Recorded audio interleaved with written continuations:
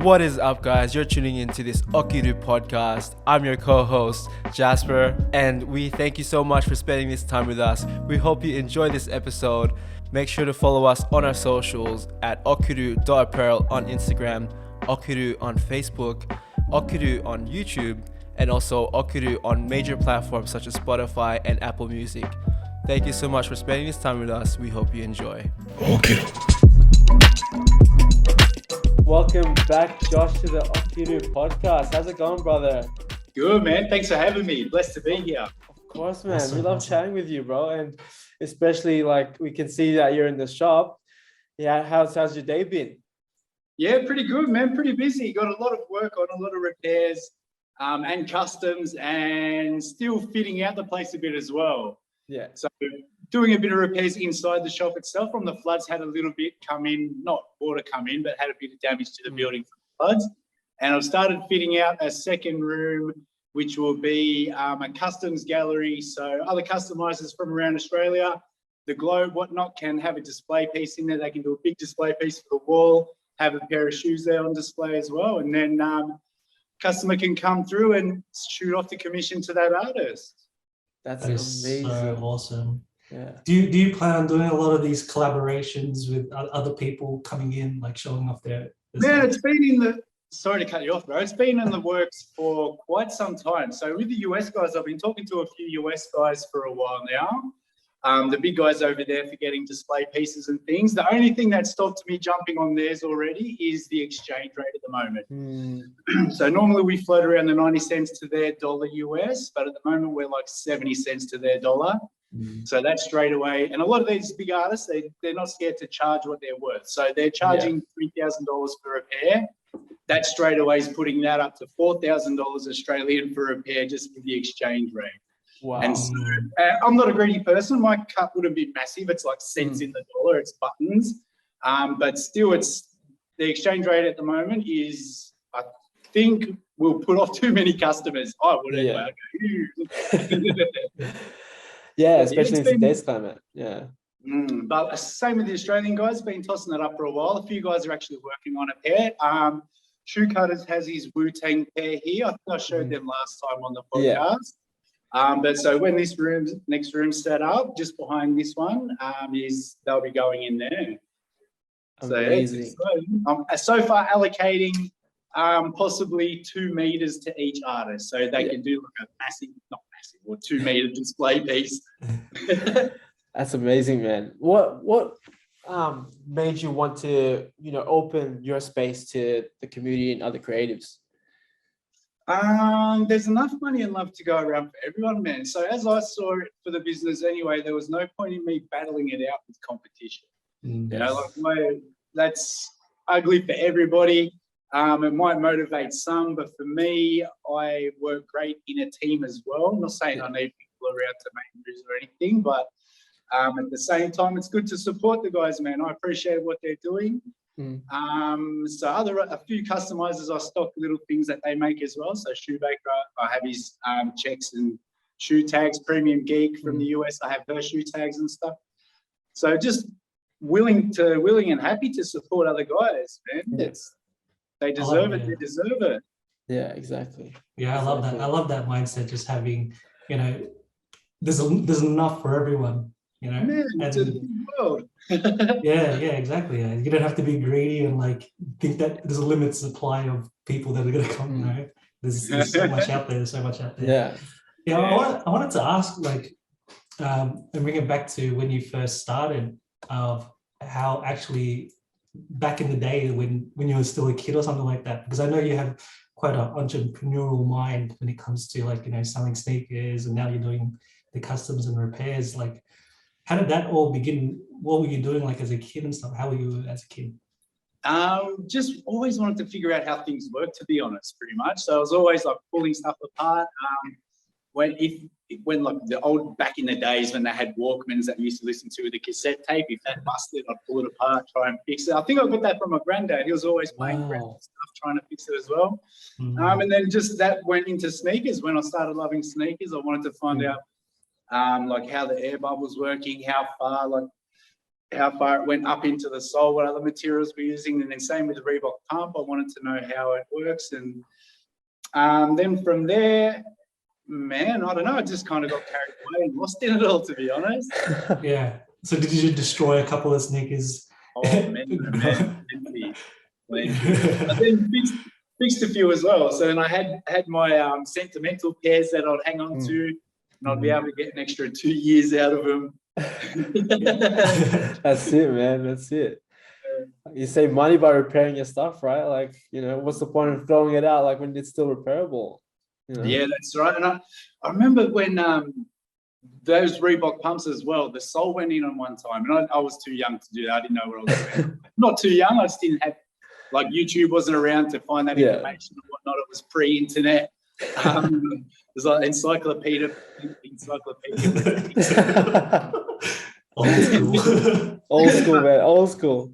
The sole came off, and my mum took him to a shop to repair, and he didn't use the original Reebok sole. So, like, he just got some generic sole, which is a complete different color and everything, and put it up. Man, I wanted to cry, like, legit. When I see these things, I wanted to cry. What is done?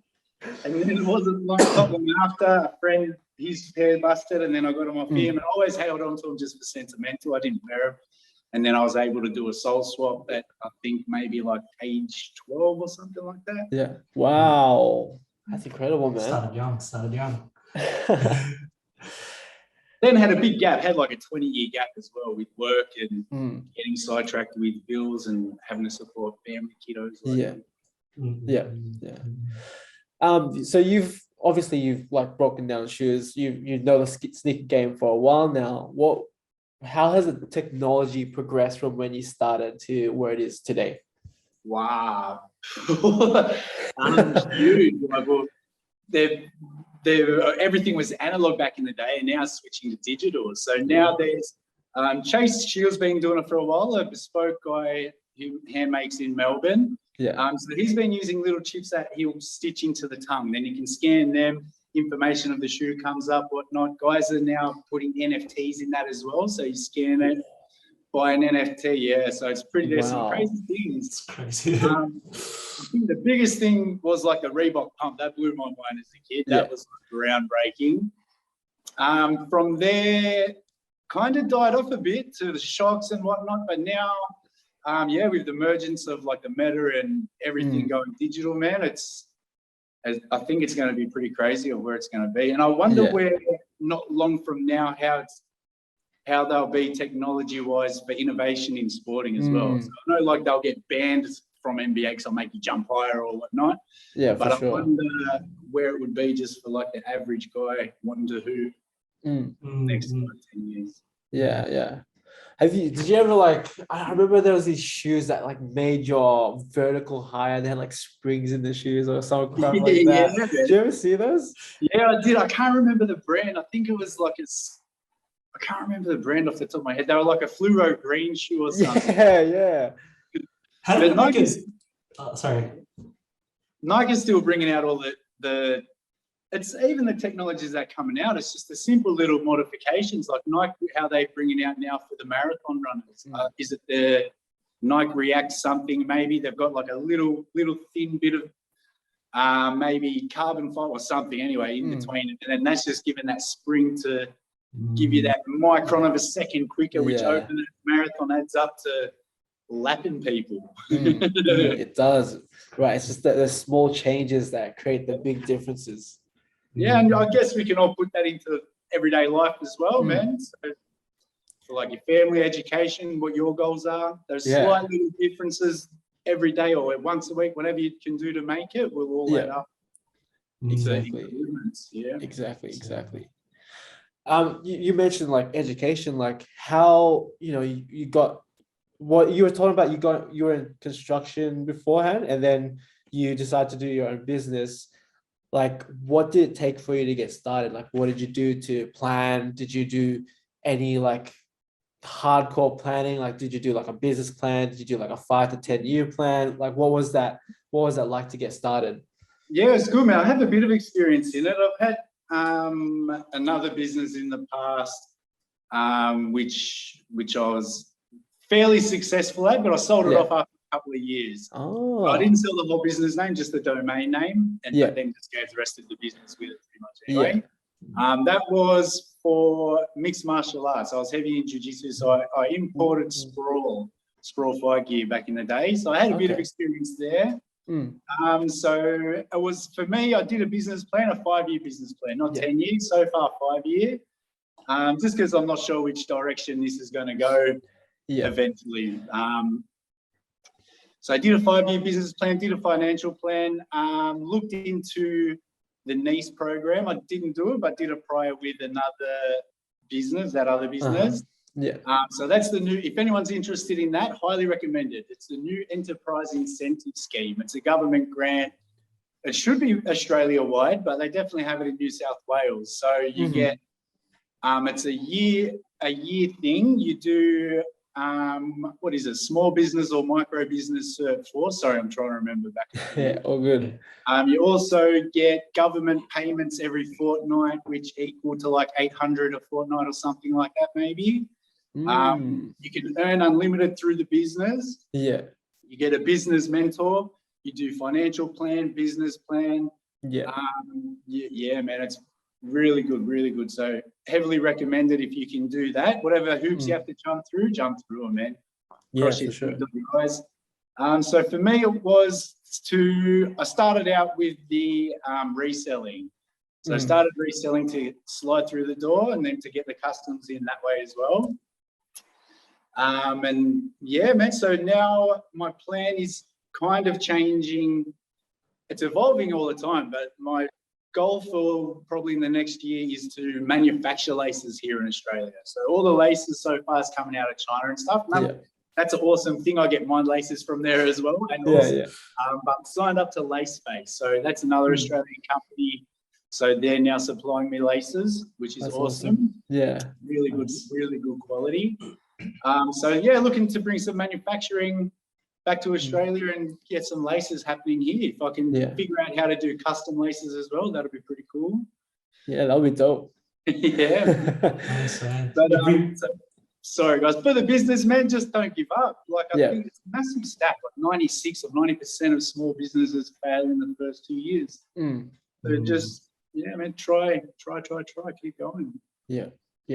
I like how you always keep evolving, like you're thinking of the next thing, like you're not stagnant on one idea, you're just like, okay, let's create some laces. That's I love it.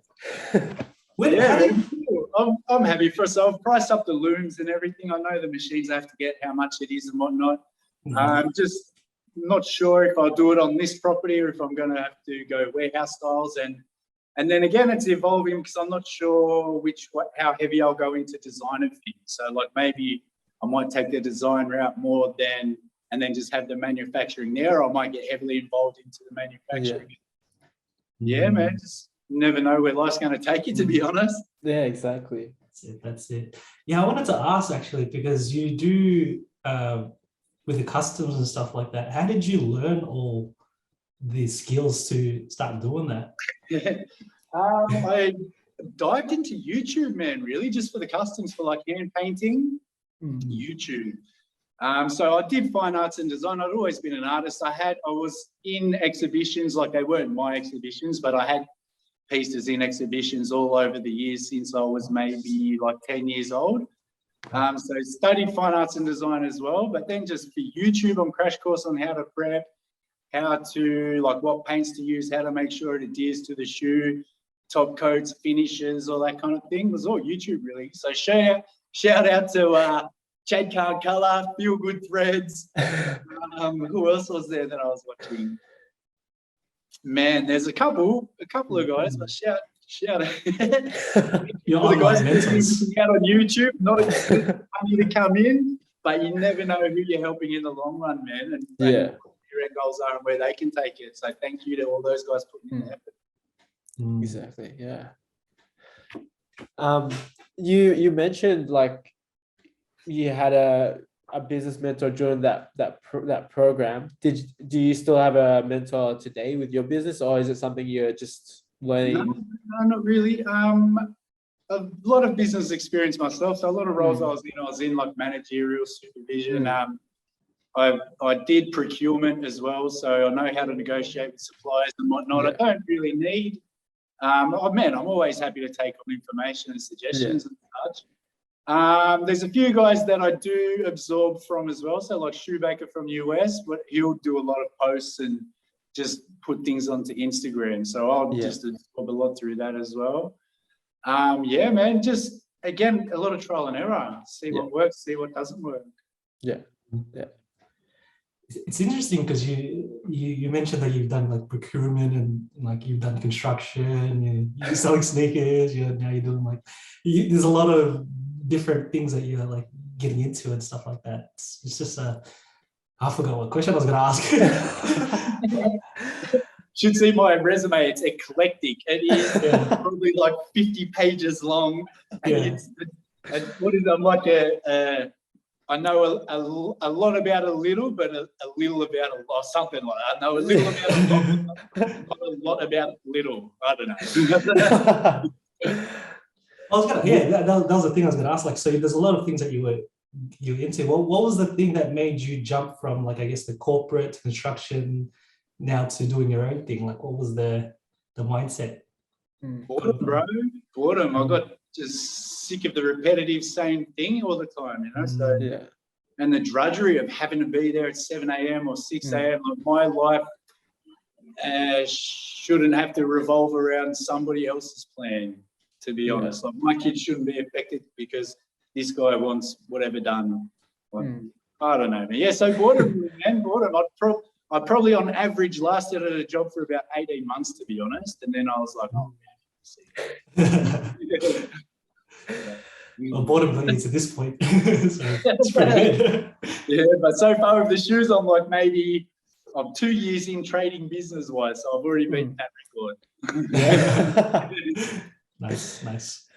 So where do you see, or before I ask that question, like when you started, is this where you saw your brand would be like where it is today, or is it greater than your expectation?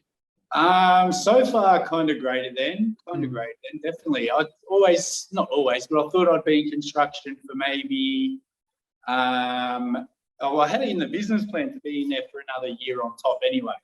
Yeah. So I was going to keep this as a side income because I was unionized with construction as well. So it was crazy money. It was pretty fantastic. So I was silly to give it up, but I just couldn't live somebody else's dream anymore. Yeah. But sorry, man, I just brain farted. Nah, it's all good, man. We understand you've had a long day, so we really appreciate you taking the time, man. Seriously. It's fine. Yeah, that's all good.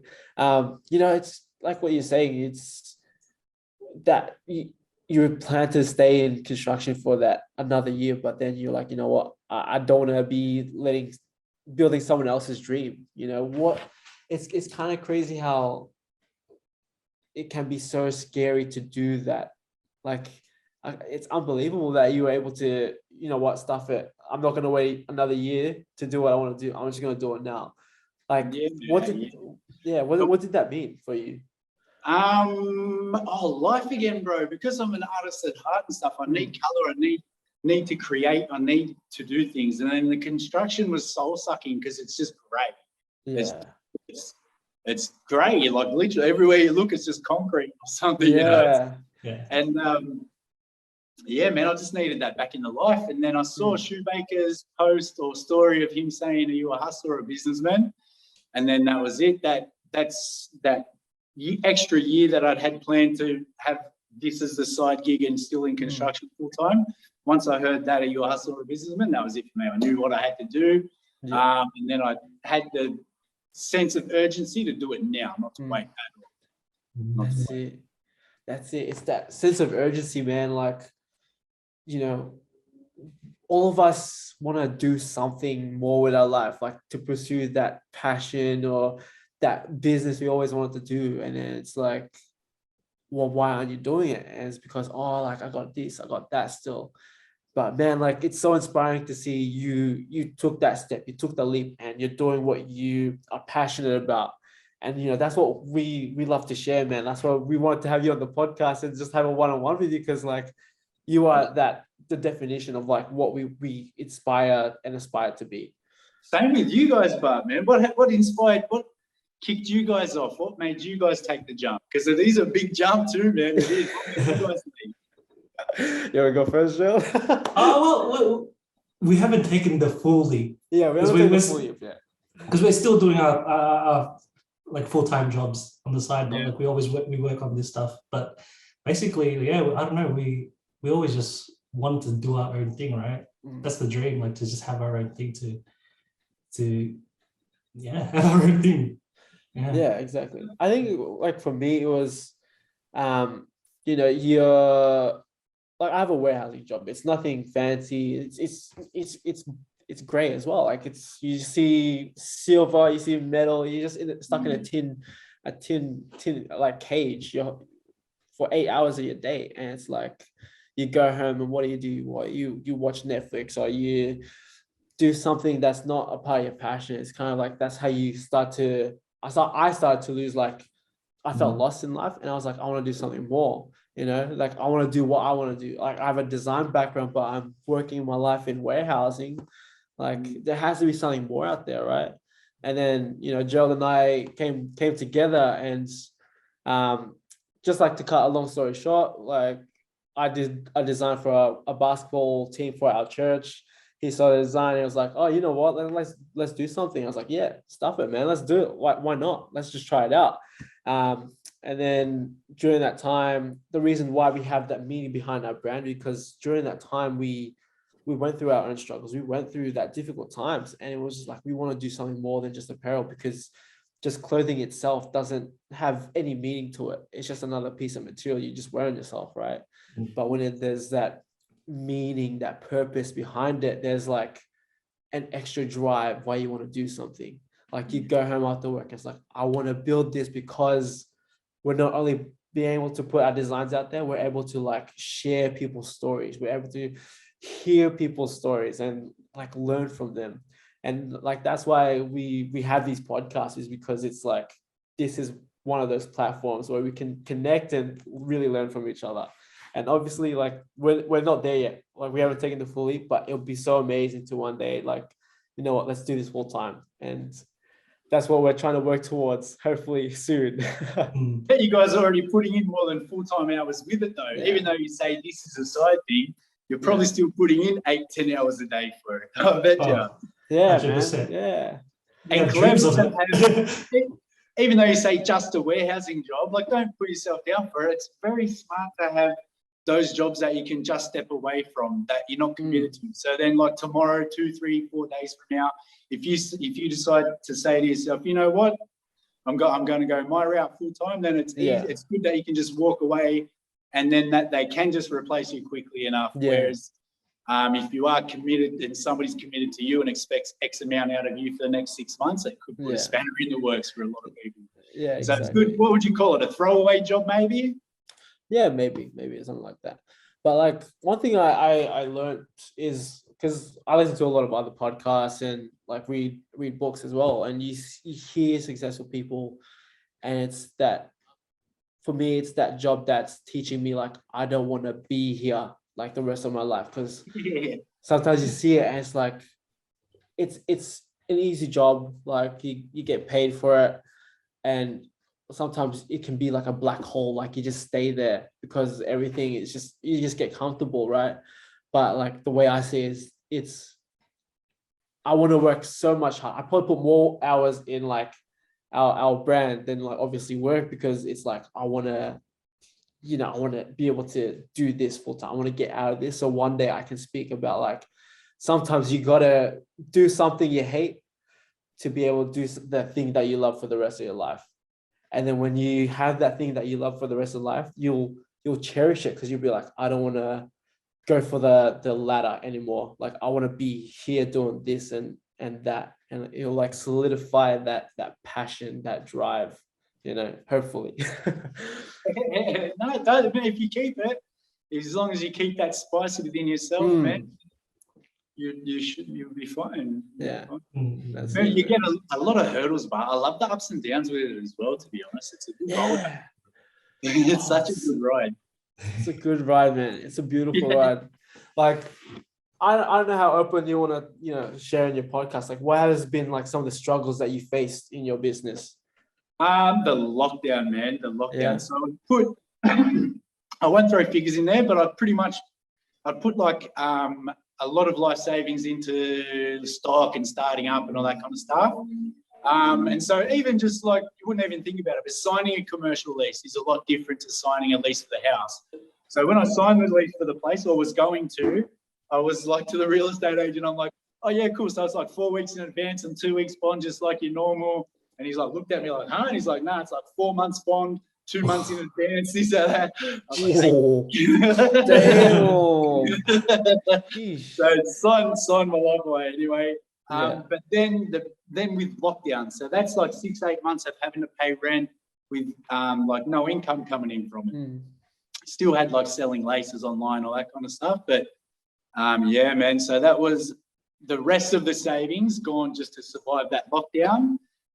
So that's the biggest struggle. Like, not good, not on the bones of my butt, still good. But the thing is, if another lockdown came for 6 months, I'd be done. Like my doors would be shut. But I'm not worried about it because I've got a lot of business coming in. We're getting a lot of love from not just the local community, but Australia-wide, man. We're getting stuff from like Perth, Queensland. Yeah, man, it's really, really cool. Yeah. That's beautiful, man. That's so good. That's so good.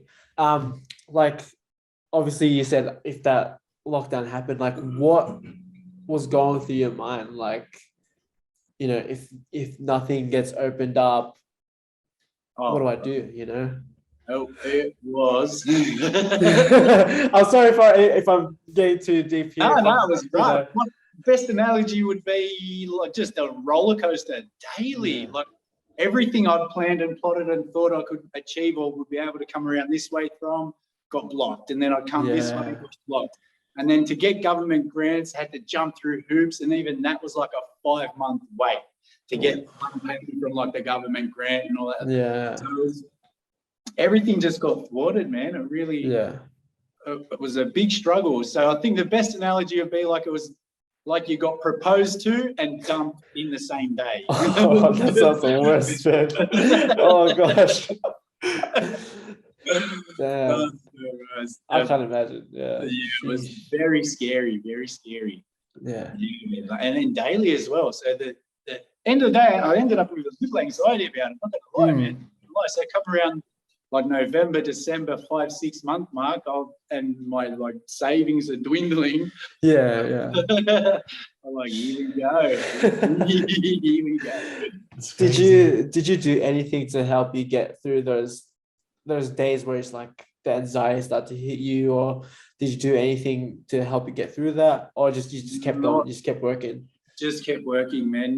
So normally I train. I have like I'm always training something. I'll have different goals. I might go heavy resistance. I might want to trim down. I'll go jiu-jitsu. I'll do different things. So we couldn't, man. We couldn't get out. Like they even like had parks taped off with no entry signs that say you even go get a few cheeky chin-ups in or anything like that. It was like literally just this head down and work. So it was a lot of back-end stuff, a lot of website stuff, a lot of negotiating with suppliers. Don't be scared to negotiate with suppliers either, guys. Like if they say it's this amount for this, you can say, well, how about this amount for this? Yeah. Double check your contracts, read your contracts. Anything you don't agree with in that contract, you have every right to cross it out and send it back for them to sign off on as well. Yeah. Sorry, man, I just thought I'd throw that in there while that's great advice, man. I wanted to know, so throughout those struggles that you were having during that period, you obviously pushed through it. So what was the thing that you were telling yourself to actually get through it? Like, reminded myself of why I was doing it as well. So it wasn't just to like get out of construction and get colour back in my life. It was to break the cycle of being bloody broke, man. Like I come from a lineage of broke ass. Back to gypsies and stuff, man. Like, wow. It really is. So my main goal is, I have beautiful children. My main goal is to try, even though it's a little store, on Canterbury Road at the moment. Eventually, this could grow to be something of generational wealth. So that's my end goal, is to provide for my kids, if I can, with something out of this. Yeah. That is awesome. That is awesome. Did you ever have opportunity during that time to talk to other people about like the issues that you were having, or to vent out to other people? Nah, but I'll tell you what, the government copped an earful off me. My poor missus at the time, my missus did. She did a lot. She was kind of sick of it. And then she was going through her own stuff as well with it. She'd lost her job and wasn't sure if she was allowed back and whatnot. It was crazy. But yeah, man, no, I just vented to the people that were in this position. Yeah. Or in that position, Like, wrote to a few politicians, emailed a few colleagues, and spoke to the government, let them know how I felt about how quick they were acting on grants and suffering and stuff, man. Yeah. Amazing, man. So I want to go back to the question I was going to ask before, is where do you see your business, your brand you're developing? Where do you see it in the next 5 to 10 years? Do you see yourself doing it still, or do you see yourself expanding much bigger? I don't know. If I keep the repairs and refurbs and kind of side to it, that could potentially franchise maybe. That could end up like a little Mr. Minute thing, but not sprawled out all over. I maybe think about one in each state at the 5-year mark. But 10-year mark, man, yeah, bro, I'll be in the design side of things. I do believe so myself. Yeah, man. Yeah, so 5 years we'll build this up, grow it, scale it up. I've already had people ask me if I want to open one up in Melbourne, bro. Really? Yeah, and I don't even have my footings in Sydney yet. So that's why I say that. Like, there's a lot of potential for it, I believe. So that could happen in 5 years, also along with the manufacturing side of things as well. That'll be cool to be able to supply other guys out of that, other stores get into stores. And then from there, I'll probably go design side of things, really. Yeah. That's sick. Do you do any like your own sneaker designs, your own like custom designs that you potentially want to create one day? Yeah, man. Yeah. So I've had a few people ask about that. At the moment, not interested in releasing any shoes of my own. Like if I got a collab with Nike or Adidas or New Balance or something, all day I'll do that, guaranteed. But not go at the moment. I'm working on a silhouette. I am working on a silhouette. So the way, do I have the last here? No. So you'll have a shoe last, like a plastic foot, tape it up, then you can draw your design on it. Yeah. Cut the tape out, peel it away, then you have your panels, and then you can stitch it together and all that kind of stuff. So I'm working on a silhouette. Not interested in releasing it, more just to see what I can do with it and rock it. Yeah. So more like a wear test as well, I guess. Yeah, that's awesome, man. That's awesome. Let me know if you ever do something. I'd love to, hopefully collab with you one day, man, because sneaker design has been always like my dream. But, as other sneaker designers, they always want to go for like Adidas, Nike. Like I feel like that's far from me now. Like if I could just create one of my designs and see it in physical form one day, that would be an achievement in itself. Yeah. And I'd definitely be hitting you up one day, man, and hopefully we can collab with that, man. Yeah, man. And even if I can't do it, if I'm doing other crazy things, then there are some amazing guys, man. There's Chase Shield, there's shoe cutters, these are guys doing the handmade, and man. There's Andrew OG. He's just come out of like a uni degree for shoe design and stuff. Yeah, there's some pretty cool dudes in Australia that can do that. Yeah. That's sick, man. Awesome. Where do you see yourselves in 5 and then 10 years, guys? Oh, that's a good question. That's a good question, man. Like, discuss it between yourselves, or do you have like separate goals? I think we can. How open do you want to be about this, Gerald? I think like big picture. Yeah. What do you reckon? Big picture. Well, I think we mentioned it before a long time ago when we talked about it. Like, how do you see this? Where do you want it to be and stuff like that? I think that 5-year goal was to have like our own warehouse, to have our own creative space actually to not only house our merch and like for ourselves, but to actually have a space for other creatives to be in as well. Yeah. And to be very collaborative with other people. Because we had this, we have a couple of ideas for the 5 years, but we want to really just have our own space, really just to create and do our own thing with other people. Yeah. Very cost effective, man. If you can get a few guys on board and share the space so everyone gets their own corner, very cost effective.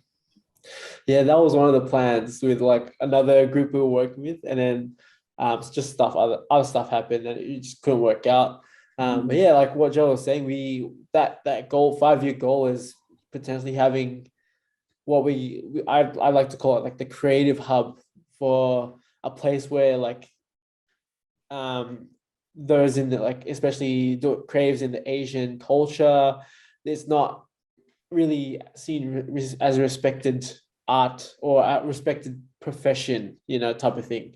And it's like we want to create a space where people can go to and just like work together, collab together, and just do the things that they love without judgment, and just work with other like-minded people. Like that's the vision we have, type of thing. That's cool, man. And then that's good because in that situation, a lot of people feed off each other as well. And then if his work as a little communities can grow, man, he can grow. What I heard like Joey Diaz say the other day, it only takes 3 people to take over the world. Like you don't need 20, 40, 50 people to have a massive team, like 3 strong people, and you can We're waiting on that third person. To you, one to me. Like that's the whole yeah, exactly.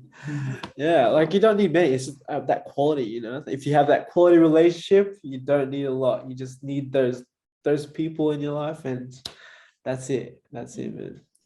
Anyway, man, like I don't want to take too much of your time. I know you had a busy day, and I know you're always working so hard and fixing up the shop. So how about we close this out, and hopefully we can catch up again, maybe with the other Lace Kicks guys too. Yeah, for sure. Thank you so much, guys. Appreciate you. Congrats on everything. That's a cool. I saw your stuff on Instagram. That's dropping soon. Go. Fire. Thank you, man. Thank you. Hey, man, maybe if we can, like, I love design person and stuff. Maybe if you allow it, like, I can send some prints or something over there and, display it or whatever. 100%. Definitely, man. Yeah, if I can help you in any way, don't hesitate to ask, man, at all. Just hit me up. Hey, same goes. If we can help in any way too, man. Like we're trying to rise together, right? Like that's the motto we're trying to go with, like rise together, rise each other up. That's it, man. Oh, before we go, we had those 3 questions. Oh yeah, I forgot. I haven't done this in a while because we haven't done podcasts in a while. So we usually end it with 3 questions. So 3 questions. What are you grateful for? What have you realized? And what is a question you want to ask yourself or the people listening? Oh, so so the first one again is what I'm grateful for. Yeah. Life, man. It's a spin out that we're here on this organic rock tearing through space, which is around the sun, which is tearing through the milk, which is tearing through. Oh man, it's bananas. We're here. Our lungs are breathing while we're just sitting here talking about it. We're not thinking about it. It's automatic. It's bananas that we're even here. It's crazy. So absolutely grateful for life. Sorry, the second one. What have you realized? What have I realized? What, as in business-wise? Anything. It could be anything. Like, what's a realization you had recently, or don't beat yourself up for your mistakes. Try and learn from it and move on quickly. Yes. Don't dwell. Don't sit. Don't spiral. Don't procrastinate. Move on, man. Learn and grow. That's it. And then a question I would ask myself. Yeah. Question I'd ask myself. Or to anyone out there. Man, that's great. That's a crazy. Why do you joke around sometimes so much, I guess, to myself? Like sometimes I should be more serious in times when I'm joking, and sometimes Hey, man. I like that. You're going to get me thinking on that tonight, man. I'm going to be up at like 3:35 a.m. thinking about that. That is actually a really good question, though. Like a lot of people like don't ask questions to themselves, I guess. Like, Yeah, man. That's very introspective. Wow. Yeah, this question usually stumps a lot of people. I'll do some self-reflecting today. Hey, man, don't overthink it, man. Yeah, learn to move on. That's it. Learn to move. That's it. Learn to move on. Let go. Anyway, thank you so much, Josh. It was a pleasure talking to you again and having you on. Look, man, like the stuff you're doing is absolutely amazing, and the space you're creating is awesome. I can't wait to see it and see your business thrive and grow in the coming years. Thank you. Appreciate it. Appreciate it, guys. When you're in Sydney, slide through. At the moment, it's 83 Canterbury Road, Canterbury, but you never know where we're going to grow to. Nice. Awesome. Let's go, man. Let's go. And hopefully we can see you in Melbourne, man. Hopefully we can see that shop in Melbourne someday. Oh, I'm there. Hit me up there. Grand opening, I'm there. Yes. Awesome, man. Awesome. Is there anything you wanted to tag or plug for yourself? For myself? No, not really, man. Send that work in if you got anything for me. If you got customs, bespoke, repairs, refurbs, anything, send it through. And shout out to everyone in Australia that are making their moves. Shout out. Yeah. Oh, yeah, actually, one person just popped into mind. Brush Me Harder. She's a customizer from Melbourne. She's just released an NFT of X amount of pigs, and she is sold out and doing really well, man. So, keep an eye out on some dark horses in Australia. That's it. That's amazing, man. Anyway, thank you so much. Enjoy the rest of your week and have a good night, brother. Yeah, you too, guys. Thank you once again. Josh. Amazing. Amazing. It's good seeing you, man. Okiru.